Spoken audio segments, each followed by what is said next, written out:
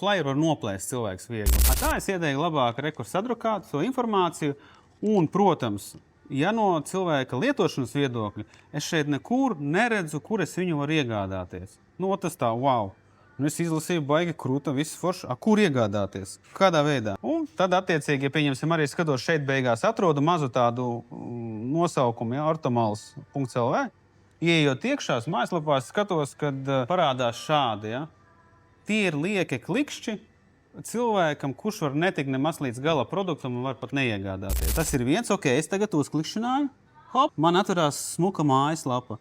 Un šeit īstenībā atkal cilvēks domā, nopirkt, cik tas maksā, kādā veidā tas maksā. Jo vairāk šādu jautājumu, jo ilgāk cilvēkam tas ir jāmeklē, šajā periodā pārdošanas apjoma krītās. Ir jābūt tā klikšķi un gatavs. Tāpēc es ieteiktu dabūt atbalstītāju, pieņemsim tur mēnesi aptieku vai apotēka, kas tur ir, kur viņi tirgojās, un uztaisīt smuku QR kodu, kur iegādājies šeit. Cilvēks noskanēja, hops, dabūja un nopirka gatavo produktu. Un visiem labi.